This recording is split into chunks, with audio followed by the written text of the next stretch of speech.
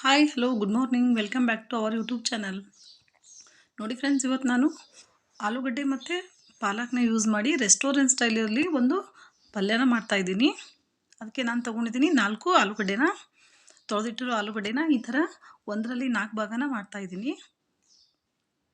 ಹೀಗೆ ಒಂದರಲ್ಲಿ 4 ಭಾಗ ಕಟ್ ಮಾಡಿಕೊಂಡು ಇದನ್ನು ಕುದಿಯೋಕೆ ಇಡ್ತಾಯಿದ್ದೀನಿ. ನೋಡಿ ಫ್ರೆಂಡ್ಸ್, ಪಾಲಕ್ ಮತ್ತು ಆಲೂಗಡ್ಡೆ ಹೆಲ್ತಿಗೆ ಒಳ್ಳೆಯದು, ಮತ್ತು ಇದು ಪಲ್ಯ ಕೂಡ ತುಂಬಾ ರುಚಿಯಾಗಿರುತ್ತೆ. ನೀವು ಕೂಡ ಒಂದು ಸಲ ಟ್ರೈ ಮಾಡಿ ನೋಡಿ. ಹೀಗೆ ನಾನು ನೋಡಿ ಒಂದರಲ್ಲಿ 4 ಭಾಗ ಕಟ್ ಮಾಡ್ಕೊಂಡಿರೋ ಆಲೂಗಡ್ಡೆನ ಕುದಿಯೋಕೆ ಇಡ್ತಾಯಿದ್ದೀನಿ. ನೋಡಿ, ಇವಾಗ ನಾನು ಪಾಲಕ್ನ ತೊಗೊಂಡಿದ್ದೀನಿ. 1 ಸೂಟ್ ಪಾಲಕ್ನ ತೊಳೆದು ಇಟ್ಕೊಂಡಿದ್ದೀನಿ. ನೋಡಿ, ಪಾಲಕ್ನಲ್ಲಿ ಐರನ್ ಕಂಟೆಸ್ಟೆನ್ಸ್ ಇರೋದ್ರಿಂದ ನಮ್ಮ ಹೆಲ್ತ್ಗೆ ತುಂಬ ಒಳ್ಳೆಯದು. ನೋಡಿ, 1 ಸೂಟ್ ಪಾಲಕ್ನ ತೊಳೆದು ಇಟ್ಕೊಂಡಿದ್ದೀನಿ. ಇವಾಗ ಇದನ್ನು ಸ್ಮಾಲ್ ಸೈಜಲ್ಲಿ ಕಟ್ ಮಾಡ್ಕೊಳ್ತಾ ಇದ್ದೀನಿ. ತುಂಬಾ ಸಣ್ಣ ಸೈಜಲ್ಲಿ ಕಟ್ ಮಾಡ್ಕೋಬೇಕು, ಯಾಕಂದರೆ ಇದು ಗ್ರೇವಿಯಾಗಿ ಬರುತ್ತೆ. ಹಾಗಾಗಿ ಇದು ತುಂಬಾ ಸಣ್ಣ ಸೈಜಲ್ಲಿ ಕಟ್ ಮಾಡ್ಕೋಬೇಕು.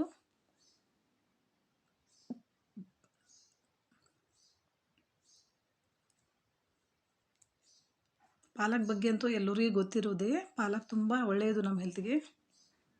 ನೋಡಿ, ಈ ಥರ ಪಾಲಕ್ನ ಕಟ್ ಮಾಡ್ಕೊಳ್ಬೇಕು.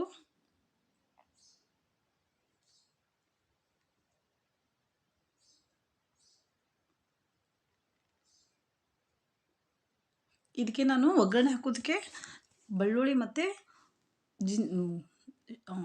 ಹಸಿ ಅಲ್ಲ ಯೂಸ್ ಮಾಡ್ತಾಯಿದ್ದೀನಿ. ಅಂದರೆ ಗಾರ್ಲಿಕ್ ಜಿಂಜರ್ ಪೇಸ್ಟ್ನ ಮಾಡ್ತಾಯಿದ್ದೀನಿ. ನೀವು ರೆಡ್ಮಿಟ್ ಬೇಕಾದರೆ ಇದ್ರೆ ತೊಗೋಬೋದು. ಇದು ನಾನು ಮನೇಲೇ ರೆಡಿ ಮಾಡ್ಕೊತಾ ಇದ್ದೀನಿ. ಇವಾಗ ನೋಡಿ, ಆಲೂಗಡ್ಡೆ ಕುದೀತಾ ಇದೆ. ಜಾಸ್ತಿ ಏನು ಕುದಿಸೋದು ಬೇಡ, ಭಾಳ ಕುದಿಸಿದ್ರೆ ತುಂಬಾ ಮೆತ್ತಗಾಗೋ ಚಾನ್ಸಸ್ ಇರುತ್ತೆ. ಹಾಗಾಗಿ ಸ್ವಲ್ಪನೇ ಕುದಿಸಿದ್ದೀನಿ. ಇವಾಗ ಒಂದು ಈರುಳ್ಳಿ ಕೂಡ ಕಟ್ ಮಾಡ್ಕೊಳ್ತಾ ಇದ್ದೀನಿ ಒಗ್ಗರಣೆಗೆ.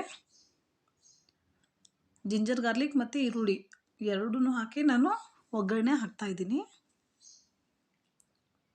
ನೋಡಿ, ಈ ಥರ ಸ್ಮಾಲ್ ಸೈಜಲ್ಲಿ ಈರುಳ್ಳಿ ಕೂಡ ಕಟ್ ಮಾಡ್ಕೊಳ್ತಾ ಇದ್ದೀನಿ. ಒಂದು ಡಿಫ್ರೆಂಟಾಗಿ ಕರಿ ಮಾಡಿದ್ರೆ ಮನೆಯಲ್ಲಿ ದಿನಾಲೂ ಅದೇ ಊಟ ಮಾಡಿ ಬೇಜಾರಾದವ್ರಿಗೆ ಇದು ಪಲ್ಯ ವೆರೈಟಿ ಆಗಿರುತ್ತೆ, ಮತ್ತು ಟೇಸ್ಟು ಕೂಡ ತುಂಬಾ ಟೇಸ್ಟಾಗಿ ಬರುತ್ತೆ. ನೋಡಿ, ಹೀಗೆ ಕಟ್ ಮಾಡ್ಕೊಂಡು ಇಟ್ಟಿದ್ದೀನಿ ಈರುಳ್ಳಿನ. ಇವಾಗ ಆಲೂಗಡ್ಡೆ ಕುದ್ದಿದೆ, ಅದ್ರ ಮೇಲಿನ ಸಿಪ್ಪೆನ ತೆಗೆದು ಇದನ್ನು ಈ ಥರ ಕಟ್ ಮಾಡ್ಕೊಳ್ತಾ ಇದ್ದೀನಿ. ತುಂಬ ಸ್ಮಾಲ್ ಸೈಜಲ್ಲಿ ಏನು ಕಟ್ ಮಾಡ್ಕೊಳ್ತಾ ಇಲ್ಲ, ಮೀಡಿಯಮ್ ಸೈಜಲ್ಲೇ ಕಟ್ ಮಾಡ್ಕೊಳ್ತಾ ಇದ್ದೀನಿ.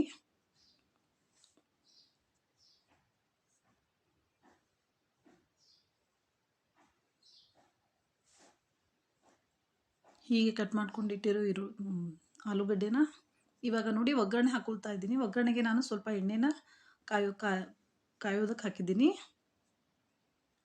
ಎಣ್ಣೆನ ಕಾದ ನಂತರ ಇದಕ್ಕೆ ಸ್ವಲ್ಪ ಸಾಸಿವೆ ಜೀರಿಗೆನ ಹಾಕ್ತಾಯಿದ್ದೀನಿ. ಸಾಸಿವೆ ಜೀರಿಗೆ ಸ್ವಲ್ಪ ಚಟಪಟ ಅಂದ ತಕ್ಷಣ ಇದಕ್ಕೆ ಏನು ಹಾಕ್ತಾಯಿದ್ದೀನಿ, ಗಾರ್ಲಿಕ್ ಜಿಂಜರ್ ಪೇಸ್ಟ್ನ ಮನೆಯಲ್ಲೇ ರೆಡಿ ಮಾಡ್ಕೊಂಡಿರೋ ಗಾರ್ಲಿಕ್ ಜಿಂಜರ್ ಪೇಸ್ಟ್ನ ಹಾಕ್ತಾಯಿದ್ದೀನಿ.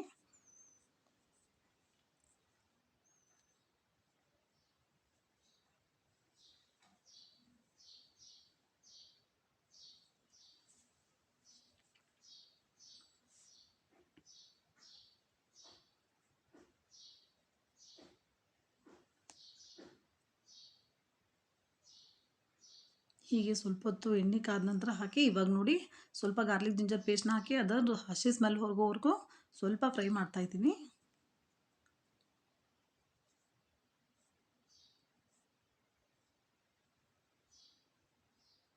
ಅದಕ್ಕೆ ಈರುಳ್ಳಿ ಕೂಡ ಹಾಕ್ತಾಯಿದ್ದೀನಿ. ನೋಡಿ, ಈರುಳ್ಳಿ ಕೂಡ ಸ್ವಲ್ಪ ಹೊತ್ತು ಫ್ರೈ ಮಾಡಬೇಕಾಗುತ್ತೆ.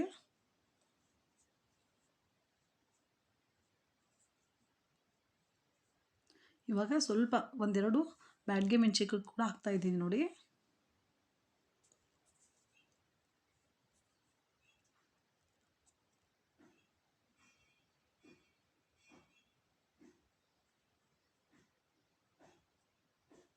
ಸ್ವಲ್ಪ ಈರುಳ್ಳಿ ಕೆಂಪಾದ ನಂತರ ಇದಕ್ಕೆ ಸ್ವಲ್ಪ ಅರಿಶಿನ ಮತ್ತು ಮಸಾಲೆ ಕೂಡ ಹಾಕ್ಕೊಳ್ತಾ ಇದ್ದೀನಿ. ಮನೆಯಲ್ಲೇ ಮಾಡಿರೋ ಮಸಾಲೆನ ಹಾಕ್ತಾಯಿದ್ದೀನಿ.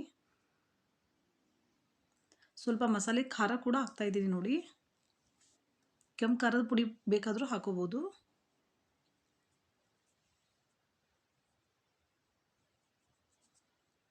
ಇವಾಗ ಸ್ವಲ್ಪ ಮಸಾಲೆನ ಹಾಕಿ ಚೆನ್ನಾಗಿ ಫ್ರೈ ಮಾಡ್ತಾಯಿದ್ದೀನಿ.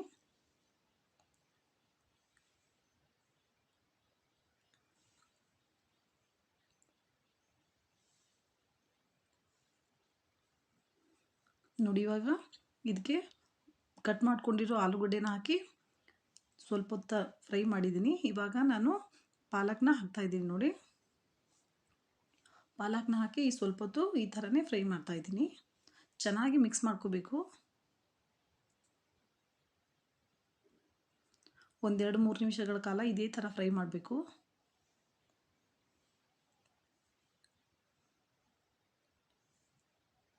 ಇದಕ್ಕೆ ಸ್ವಲ್ಪ ನೀರು ಕೂಡ ಹಾಕ್ತಾಯಿದ್ದೀನಿ ನಾನು ಕುದಿಯೋಕ್ಕೆ. ಜಾಸ್ತಿ ಏನು ಬೇಡ, ಸ್ವಲ್ಪ ನೀರು ಹಾಕಿದ್ರೆ ಸಾಕು.